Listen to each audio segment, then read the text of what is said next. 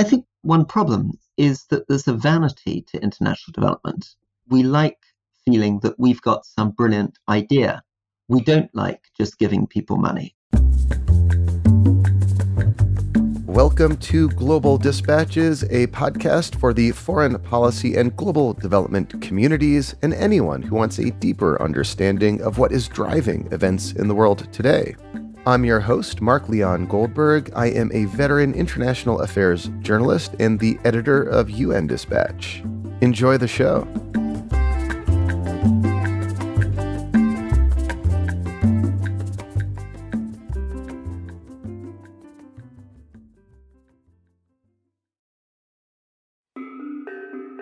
My guest today, Rory Stewart, is an author, former diplomat, and politician who served as the United Kingdom's Secretary of State for International Development. He is currently the CEO of Give Directly, an international NGO that specializes in no-strings-attached cash transfers. This includes to people impacted by sudden onset crises and as a tool to provide basic income for people living in extreme poverty. When we caught up, Rory Stewart had just returned from the earthquake-affected areas of southern Turkey, where Give Directly has a program to support small business owners impacted by the disaster. We discuss the value and utility of conditionless cash transfers in emergency situations before transitioning to a longer conversation about the potential role that such cash transfers can play in reducing endemic extreme poverty around the world. As we discuss, this is an empirically effective way to combat extreme poverty, but it is not yet widely adopted by major donor governments for reasons he explains. I do encourage people to learn more about the work of Give Directly at givedirectly.org. Now here is my conversation with Rory Stewart, CEO of Give Directly.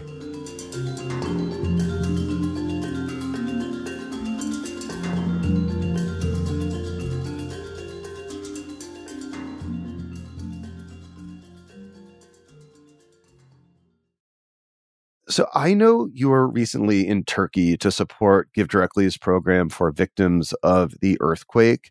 Can you walk listeners through that program and how it works?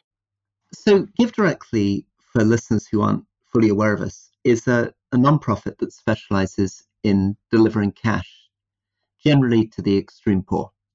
And we do so because we believe that often the most useful way of assisting somebody is by giving them the freedom to choose what to do with the money, rather than giving them an in-kind gift or giving them training, to simply free them up and let them make their own choices. And embedded in that, I guess, is an idea of dignity, an idea that the recipient is autonomous, is free to make their own choices and decide what their own priorities are. In the case of the earthquake in southern Turkey, and I was there, as you say, last week, you're dealing with a situation which is beyond imagining. 42,000 people were killed in that earthquake, and it's a staggering number of people, and many of them killed in the first 2 minutes. And so you're looking not just at a very traumatized community, because of course many people lost friends and relatives, a community that's still very much living in fear because the aftershocks and tremors continue. There was a large 5 on the scale tremor last Monday. As you can imagine, everybody, when they feel that, think the earthquake's coming again.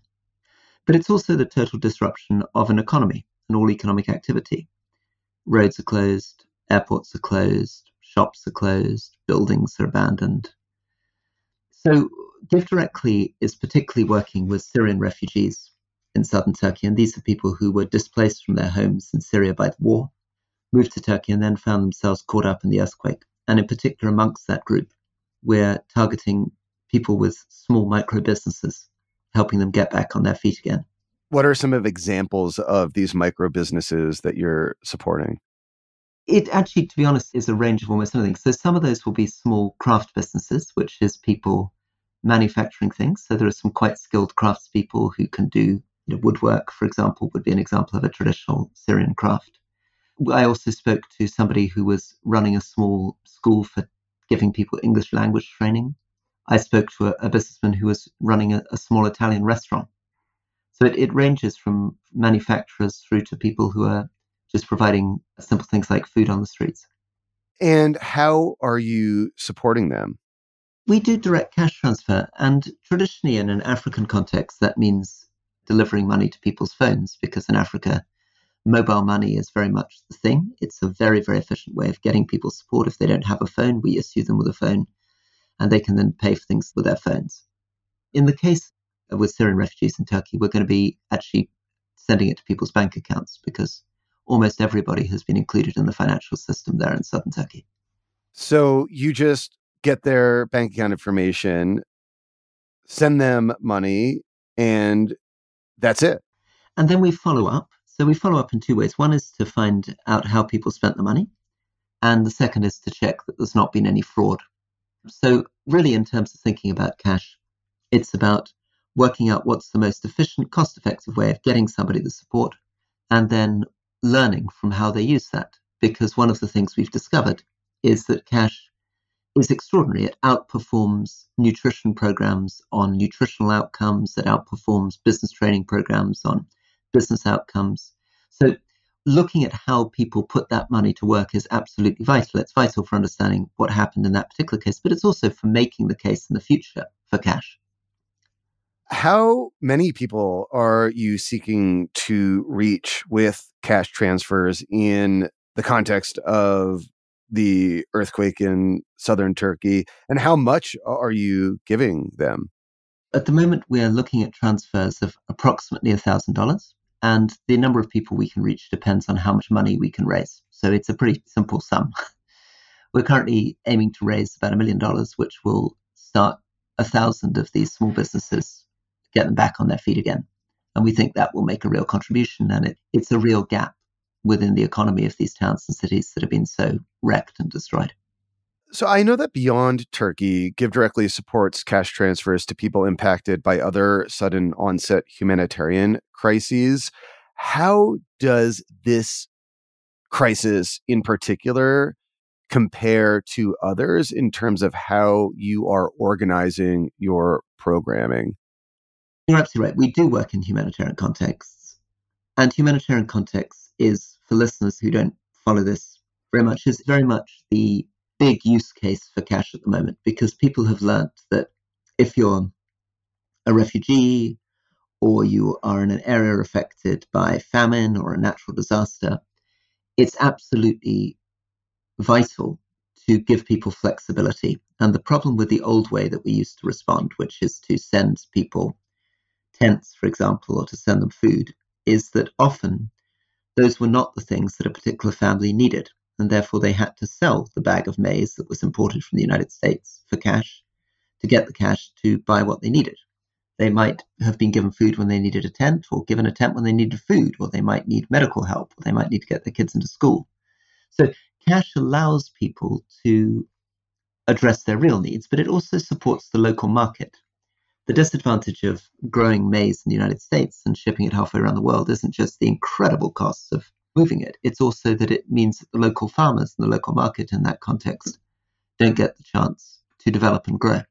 What's the difference between southern Turkey and other humanitarian contexts? I think there's two. One is the very particular complex trauma of dealing with refugees who've been driven out of their homes by war, have found themselves in a situation where they're not citizens, and have then been hit by this astonishing, traumatizing earthquake. And one of the Syrian refugees said to me that it felt worse than the war, that at least with the war, there was some degree of warning. There was some degree of they could make some sense of why the government was shelling them. But an earthquake is so sudden, so indiscriminate, so astonishingly cruel and unpredictable in its path. So beyond humanitarian emergencies, I know that Give Directly runs some universal basic income programs around the world, including in some places beset by extreme poverty. Before we discuss how those programs work, could you kind of briefly make the case for no strings attached cash transfer as an effective anti-poverty tool? I know there's been a number of social science research sort of backing up claims made by groups like Give Directly. Can you walk us through some of that research and what you have found as head of Give Directly in terms of the effectiveness of these programs?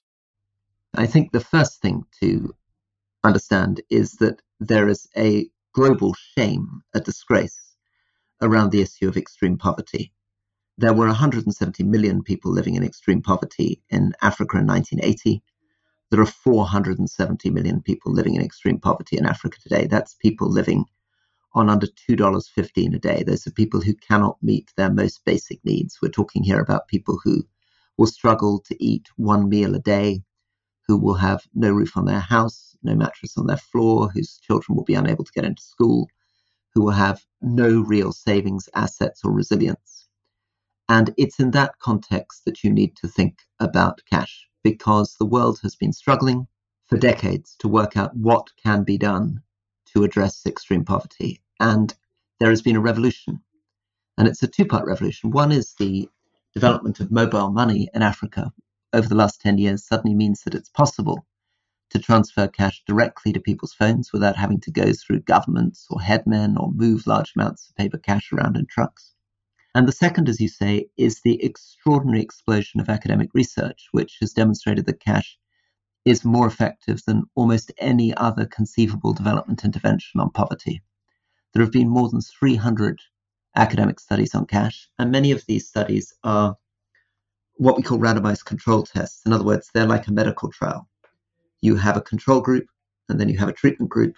So you would give cash, as it were, to 10,000 people, and then you'd have another randomly selected group of 10,000 people to whom you don't give cash, and then you measure over time what the difference is between the treatment group and the control group, and the results are staggering.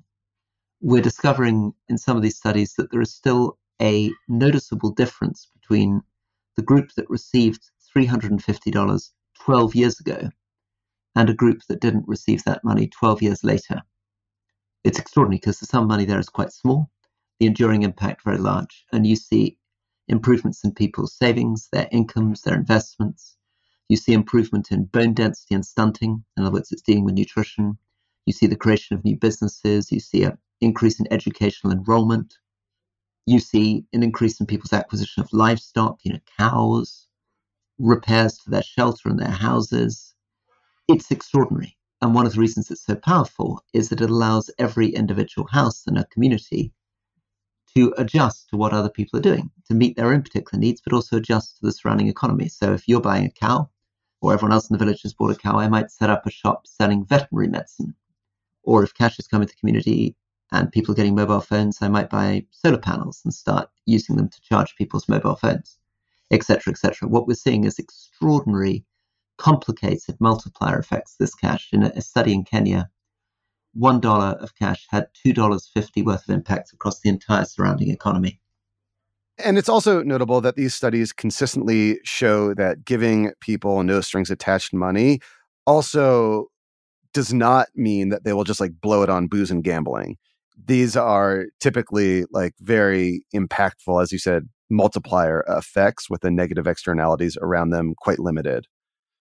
Yeah, there's a huge psychological barriers to cash, and people hold cash to a much higher bar than they do most other development interventions. People are much more likely to ask, did you waste the cash, than they are to ask, did you waste the bicycle I gave you? Or did you waste the solar panel I gave you? But in fact, the truth is that many of the in-kind gifts, the bicycle, solar panel, are wasted. I've seen many, many villages in Afghanistan where solar panels were given and it wasn't properly thought through, and they're abandoned and cracked and they're not maintained and nobody's using them. But nobody seems to mind about that. Nobody seems to mind about schools that are built that are never used. But people are very sensitive to the possibility that somebody might use some cash in a way that they don't like. And I think there are two things to say to that. I think one is that the evidence is overwhelming that if you are in extreme poverty, if you're somebody who has been living, as a lady I saw recently in Rwanda was living on only $6 cash a month and otherwise living hand to mouth from what she can gather from neighbors, she's been thinking for 30, 40 years of her life what she would do if she got a bit of money. So she doesn't waste that money. When that money comes in, she immediately fixes her house, buys a small plot of land, gets a cow, gets her grandchildren back into school. It's miraculous.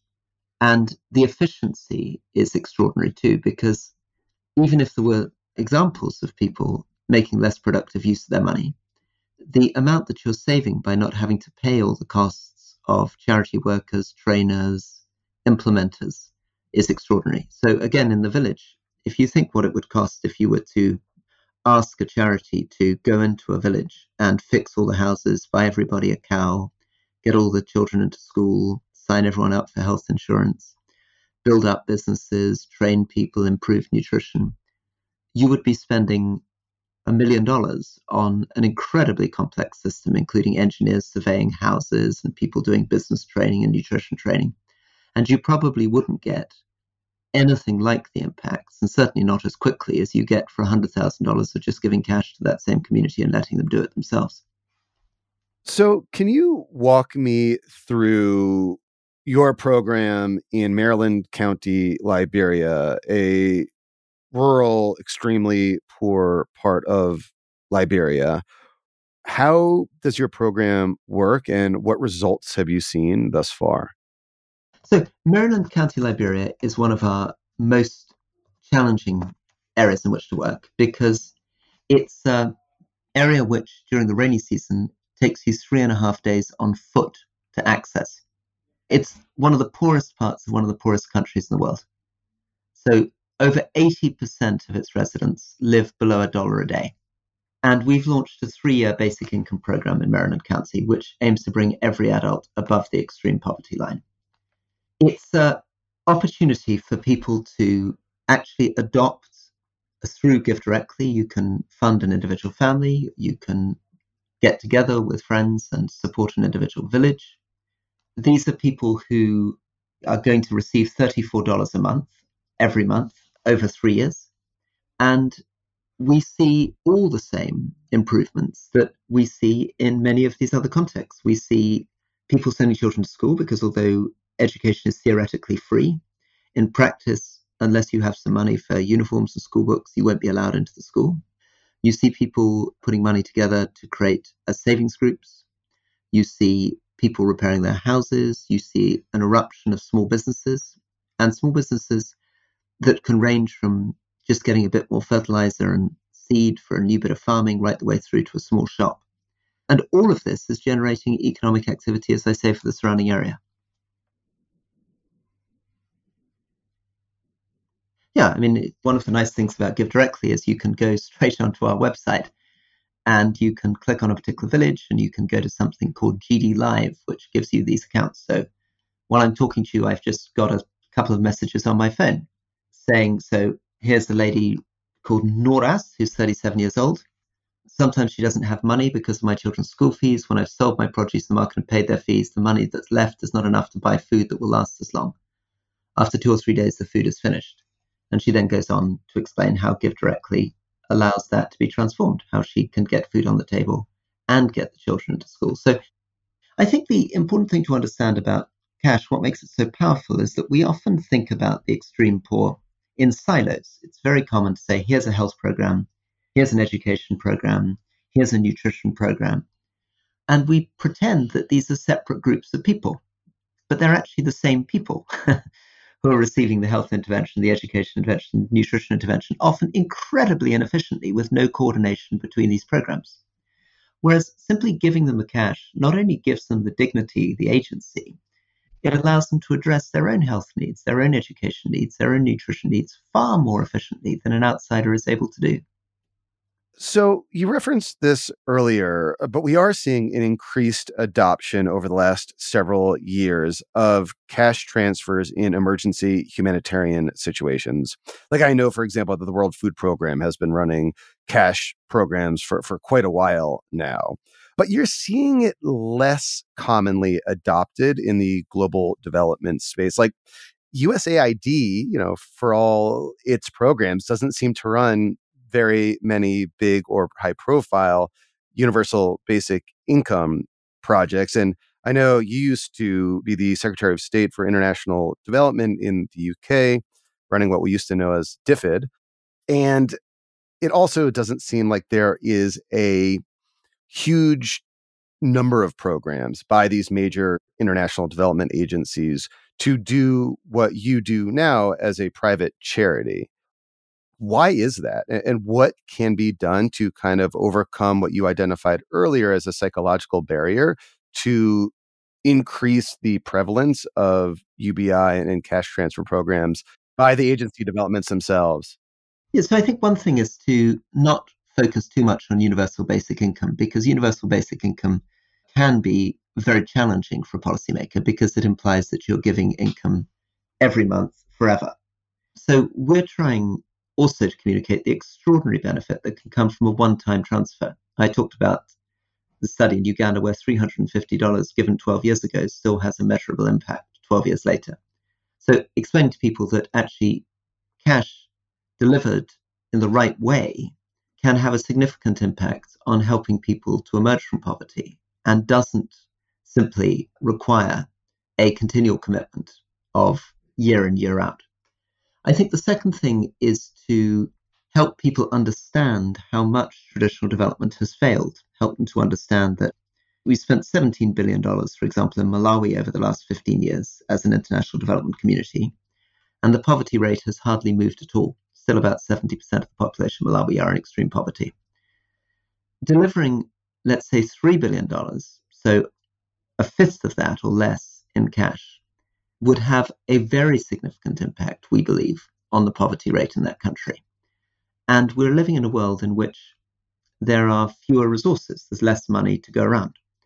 Therefore, I think we should be more confident about pushing forward with solutions which are more efficient and which can be measured and tracked. I'd say to Congress people or senators, one of the great advantages of this is that you can actually, because the money arrives on someone's phone, it doesn't get gobbled up by the government, and you can track how they spend the money on the phone, you can get a much clearer sense of what you're buying with your money. I mean, that's the argument. It's compelling. And as you noted, there's been a number of like social science research studies demonstrating its impact and its utility, yet we haven't sort of gotten there as a global development community. I think one problem is that there's a vanity to international development. We like feeling that we've got some brilliant idea. We don't like just giving people money. I notice this sometimes, sadly, with very wealthy philanthropists. They will sometimes say, I don't want to feel that all I have to contribute is my money. I want to contribute my brains and my passion. And, I've set up a great business and maybe I can put my business acumen to transforming people's lives. That's one sort of psychological set. Another psychological set are people who want to believe that they've suddenly found something really cool.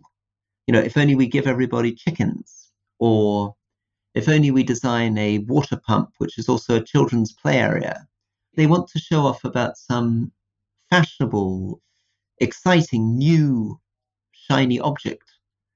And cash isn't like that. Cash is a very humbling thing. It's difficult to say to someone, if you were a major philanthropist and you say, I'm doing a major program in Malawi or Liberia, and someone says, aha, and what are you doing? And you say, well, I'm just giving people cash.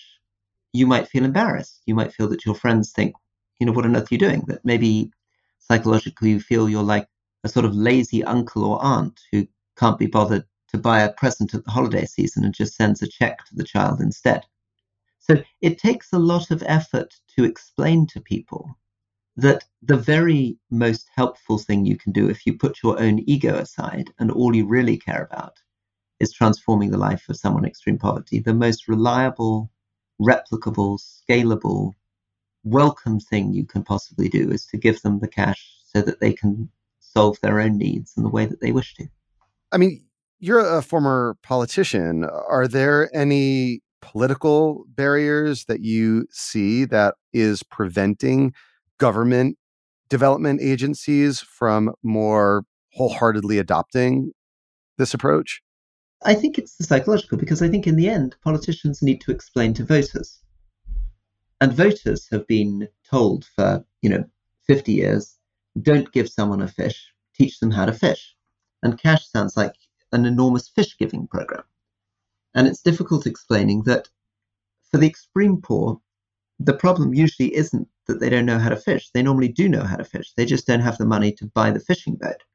And it's getting that across to people that what's holding back people in Africa is not lack of knowledge. I mean, there's something very patronizing about the way that voters and politicians and the development industry thinks about the extreme poor, we assume that they're somehow held back by their lack of knowledge, and therefore we spend a lot of money on doing something called capacity building.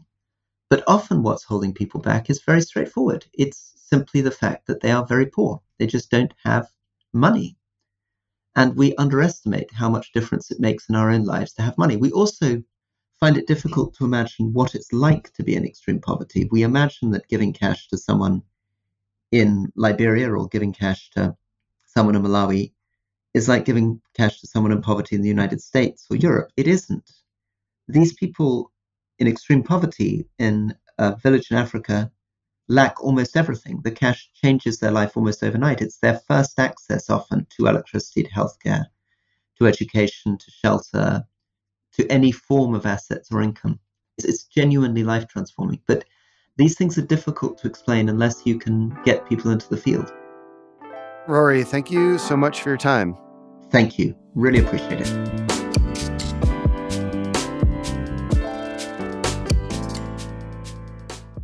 Thank you for listening to Global Dispatches. Our show is produced by me, Mark Leon Goldberg, and edited and mixed by Levi Sharp. If you have questions or comments, please email us using the contact button on globaldispatchespodcast.com. Before you go, do take a moment to show your support for the show by becoming a premium subscriber. If you're listening on Apple Podcasts, you can do so with a couple taps of your thumb. If you're listening elsewhere, you can go to patreon.com/globaldispatches. We rely on support from listeners to continue to do what we do far into the future, and by becoming a premium subscriber, you will unlock access to our entire archive of hundreds and hundreds of episodes. Please rate or review the show on Apple Podcasts.